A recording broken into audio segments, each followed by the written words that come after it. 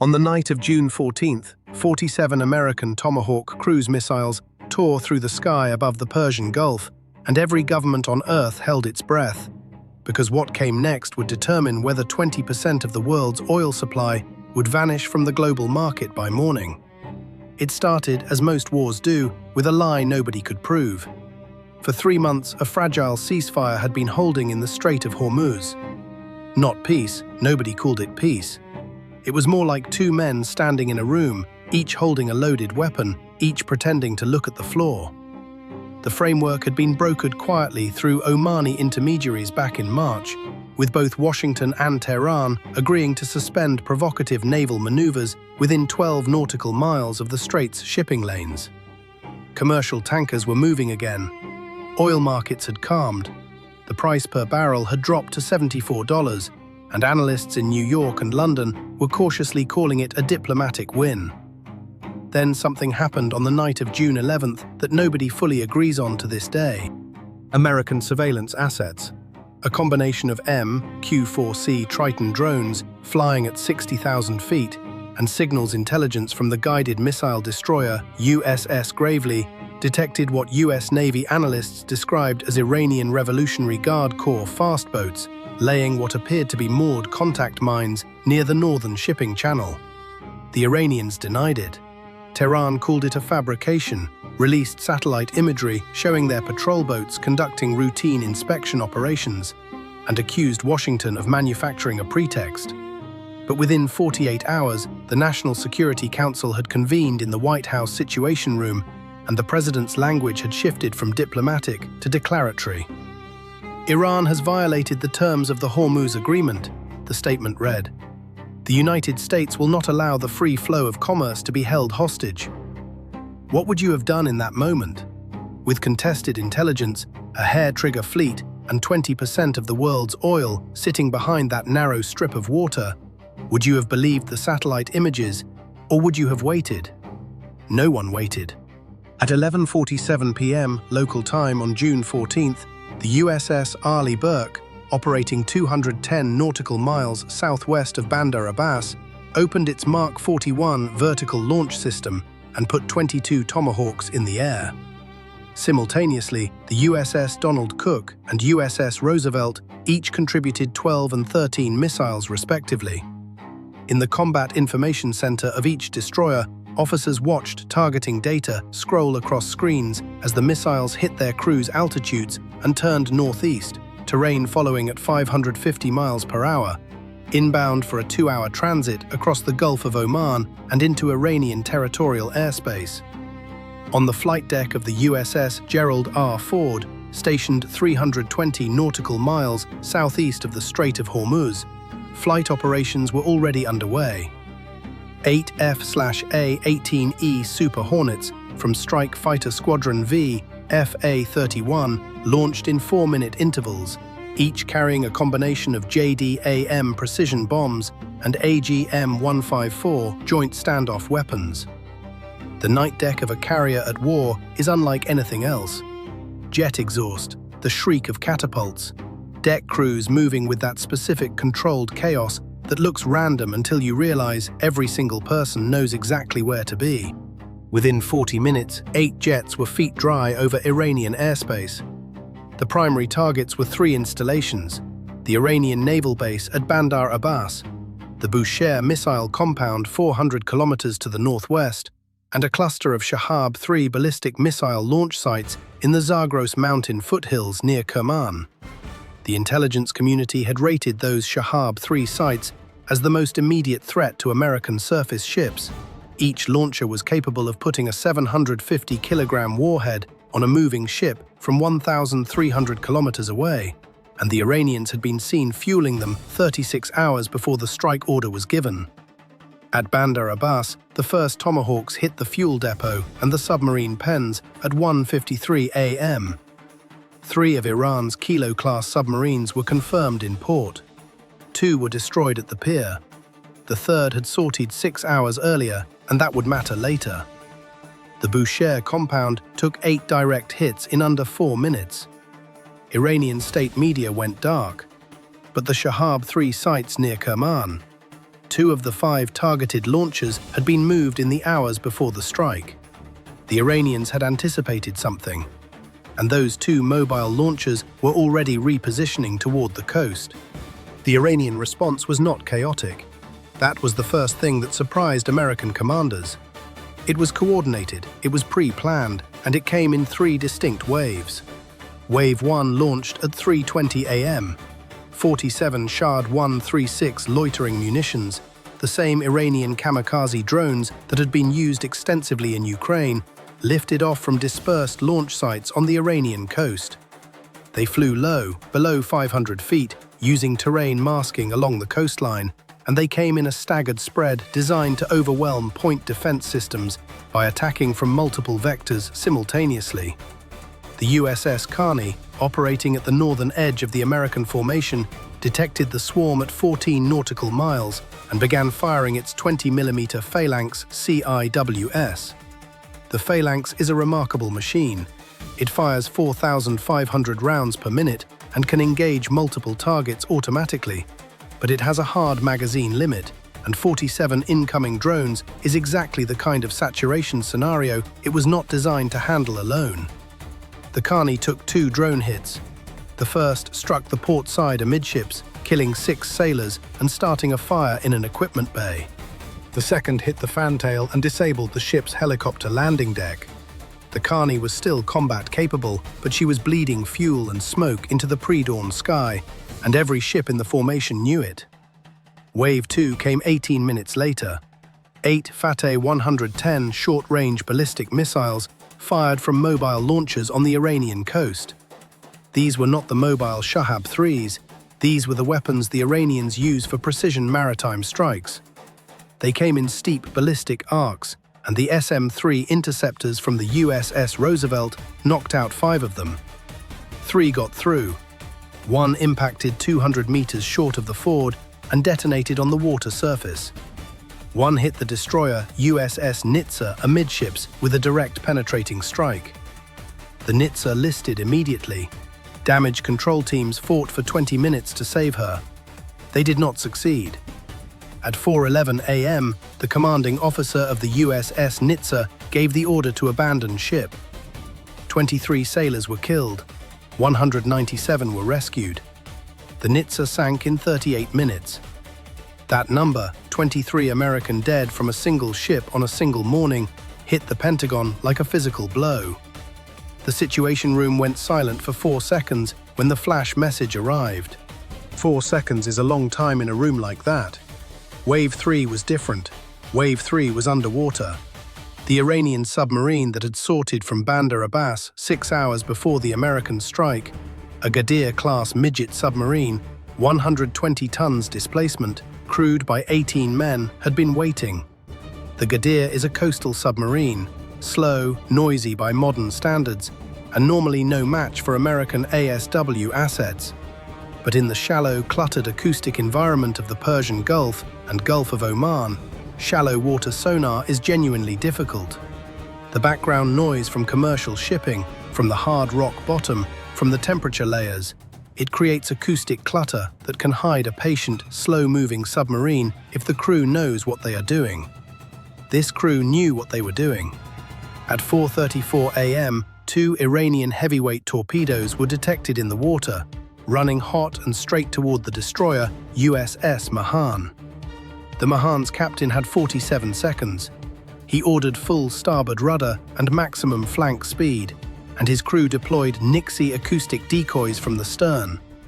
1 torpedo followed the decoy. The second did not. It struck the Mahan's port bow below the waterline. The explosion tore a 6-meter breach in the hull. She did not sink. Extraordinary damage control work kept her afloat, but she was done fighting. 11 killed, 34 wounded. By dawn on June 15th, the United States had lost 1 destroyer sunk and 2 more seriously damaged in less than 5 hours of combat. 40 American sailors were dead. The American public woke up to footage, real and fabricated both, showing fires on the surface of the Gulf of Oman, and the price of crude oil had already jumped $38 per barrel in overnight trading. In Tehran, the Supreme National Security Council convened at 6 a.m. The damage to Bandar Abbas and Bushehr was real, and it was severe. Dozens of Iranian naval personnel were confirmed dead.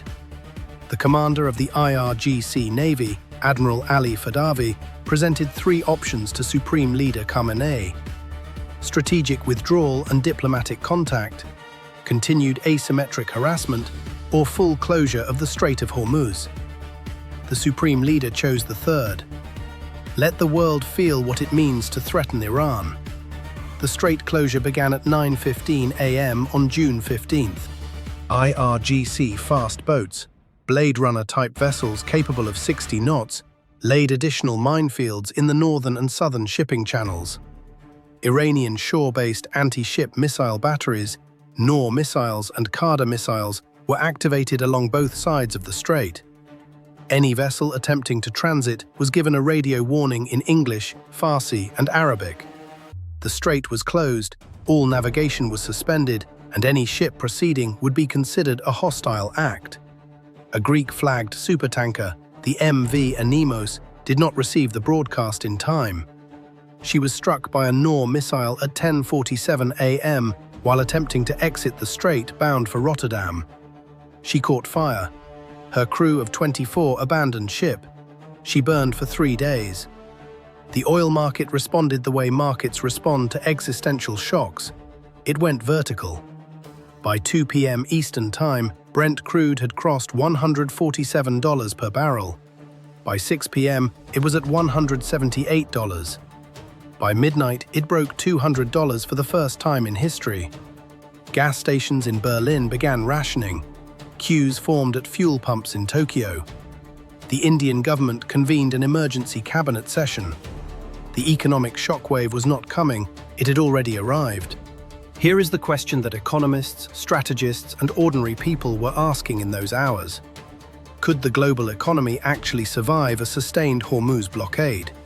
How long before supply chains crack, before power grids in import-dependent nations start to strain, before the cost of everything, not just gasoline, but food, medicine, plastics, fertilizers, starts climbing beyond what working families can absorb? Think about that for a moment, because the answer in 2024 is different and more frightening than it would have been even 10 years ago. In the air above the strait, the conflict was entering a new phase. The US Air Force had launched 6 B-2 Spirit stealth bombers from Diego Garcia, 2,600 miles to the south. Each carried 16 GBU-28 bunker-busting bombs. Their targets were the hardened underground command facilities that the IRGC Navy used to coordinate its mining operations, facilities dug 30 meters into rock, the kind that Tomahawks cannot reliably destroy. The B-2s flew without fighter escort because they did not believe they needed one. They were wrong. Iran's air defense network, degraded but not destroyed, had been reinforced in the weeks before the conflict with additional long-range radar systems, a procurement that American intelligence had flagged but not fully assessed. The Iranian Air Force, flying a combination of domestically upgraded F-14 Tomcats and Su-35 flankers that had arrived from Russia in a quiet transfer 18 months earlier, scrambled from Shiraz Air Base and from a dispersed operating location in the hills west of Isfahan. The Su-35s found the B-2 formation at medium altitude, 340 nautical miles northwest of Diego Garcia's patrol zone. This was not supposed to be possible. The B-2 has a radar cross-section roughly equivalent to a large bird. But Iran's upgraded radar systems, a modified version of the Russian Krasuka electronic warfare suite, combined with long-wave VHF radar, detected the thermal signatures and positional anomalies that no radar had reliably detected before in combat. 3 Su-35s locked onto 2 B-2s and fired R-77 beyond visual range missiles. The B-2s deployed chaffs and maneuvered, and the F-35Cs that had been flying combat air patrol 80 miles to the south were directed north at full burner. Within 8 minutes, 4 F-35Cs were in the engagement. What followed was a 22-minute air battle above the northern Gulf of Oman that combined beyond visual range missile exchanges with at least 2 close-range turning engagements. When it was over, 2 Iranian Su-35s had been destroyed by AIM-120D AMRAAM missiles. 1 Iranian F-14, scrambled late and flying without radar support, was shot down by an AIM-9X at close range. 1 F-35C took a hit from an R-77 and the pilot ejected over the Gulf of Oman. He was rescued by a Seahawk helicopter 34 minutes later, hypothermic but alive. 1 B-2 was damaged by shrapnel from a near miss and diverted to an emergency landing at Al Udeid Air Base in Qatar. The other B-2s completed their mission. The IRGC underground command facilities at Bandar Abbas took direct hits. 3 of the 4 targeted bunkers were destroyed or rendered non-functional, but none of that reopened the strait. On the ground along the Iranian coastline, the picture was becoming more complex. IRGC armored elements, T-72 tanks, and BTR-80 armored personnel carriers, roughly 2 brigades worth of equipment, had been repositioning toward the coastal zone since before the American strikes began. This was a prepared defensive plan, not a reaction. The Iranians understood that any American attempt to forcibly reopen the strait would require either sustained airstrikes against the shore-based missile batteries and mining operations, or an actual amphibious assault on the coast. Both options were on the table in the Pentagon. The Marine Expeditionary Unit aboard the USS Bataan Amphibious Ready Group, operating 90 nautical miles south of the strait, had been placed on 6-hour notice for a possible assault on Keshem Island, a 135-kilometer-long island inside the strait that hosted IRGC naval facilities, and whose seizure would provide a platform for clearing mines and suppressing shore-based missile fire. The plan existed. The ships were in position. The 2,200 Marines aboard had been briefed on the mission. The order had not been given. Yet. American Rangers from the 75th Ranger Regiment, forward deployed to a classified location in the UAE, had also been task-organized for a possible direct action mission against the surviving mobile Shahab-3 launchers. Satellite imagery showed both launchers were now within 15 kilometers of the coast, positioned to engage the carrier strike group. The window to destroy them from the air was narrowing with every hour. At the United Nations, the Security Council had convened in emergency session.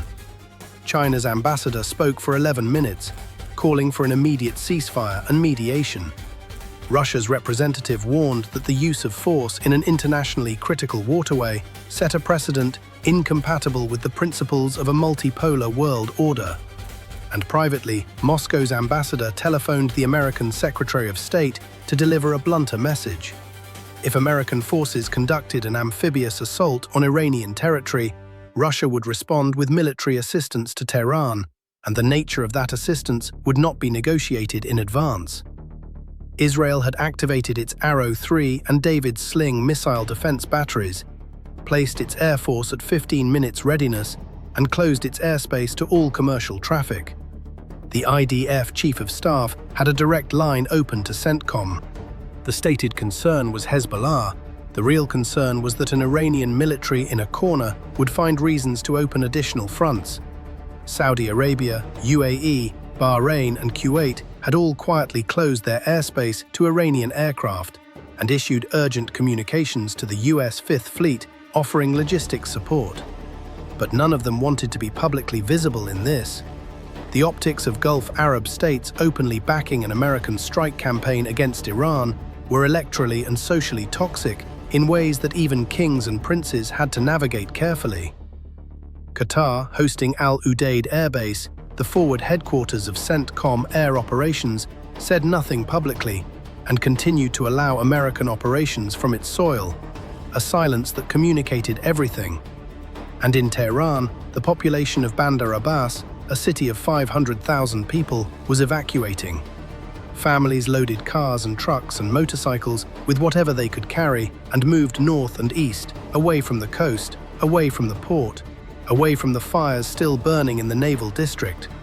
The images were devastating, a highway packed with headlights in both directions, children asleep across the back seats of cars, an old man sitting on a motorcycle at the side of the road, holding a birdcage with a single bird inside, too tired or too stubborn to move faster. In the markets of Bushehr, food prices had doubled in 18 hours. A litre of cooking oil that sold for 45,000 rials the previous morning was selling for 110,000 rials by afternoon, and the shelves were emptying. These were not soldiers. These were bakers and teachers and mechanics and their kids, and they were running from a war that had been decided by men in rooms they would never be allowed to enter. Who carries the real weight of this conflict? Washington, for launching missiles at Iranian soil based on intelligence that still isn't fully verified? Or Tehran, for building the weapons and positioning the forces that made the threat credible enough to trigger that launch? The answer doesn't sit cleanly on either side, and if you've been paying attention to this region for the last 40 years, you know that it never does. By the evening of June 15th, 18 hours after the first Tomahawk left its launch cell, here is where things stood. One American destroyer on the bottom of the Gulf of Oman, 2 others seriously damaged, 40 American service members killed, and 61 wounded. Iranian military losses were substantially heavier. 3 naval vessels destroyed, 2 submarine pens demolished, the Bandar Abbas naval infrastructure largely non-functional, the Bushehr missile compound destroyed, and an estimated 120 to 160 Iranian military personnel killed. 1 Greek supertanker burning in the strait, the price of oil at $200 per barrel and still rising, and the Strait of Hormuz, closed, not threatened, not restricted, closed. The USS Gerald R. Ford Carrier Strike Group, 1 nuclear carrier, 4 guided missile destroyers, 1 guided missile cruiser, and 2 Virginia-class attack submarines running silent at depth, was holding position 40 nautical miles south of the strait's southern entrance. On the Iranian side, IRGC fast boat flotillas were running patrols behind the minefield. The shore-based missile batteries had their targeting radars active. The 2 remaining mobile Shahab-3 launchers were confirmed by satellite to be within firing range of the carrier. Every pilot in VFA 31 had been briefed on the strike package against those launchers. Every fire control officer on the Ford strike group had their targeting solutions loaded. The submarine USS Indiana and USS Delaware were in position to support an ASW screen, or, if ordered, to conduct Tomahawk strikes against the coastal missile batteries. And nobody was firing. For the first time in 18 hours, the guns had gone quiet. Not because anyone had agreed to stop. There was no agreement, no communication channel open at any level above Deputy Ambassador. The quiet existed because both sides were calculating, and because both sides understood, with absolute clarity, that the next shot fired would not be a limited exchange.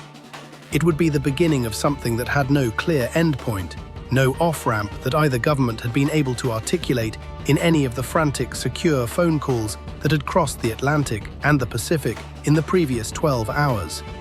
The carrier's island was visible from the forward observation deck of every ship in the formation, lit by the amber glow of her flight deck lights.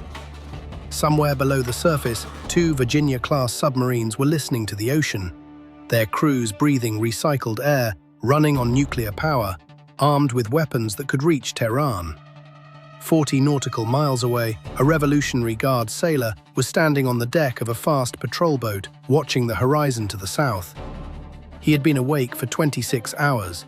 He had trained for this moment for 6 years. He did not want to die. He did not want to be the man who started the next phase of the war. But if the order came, he would be. The fleets were facing each other in the dark water, 40 miles apart, and the only thing holding the world together in that moment was the silence between 2 men, one in Washington, one in Tehran, who had not yet decided to speak to each other. And nobody knew who would blink first.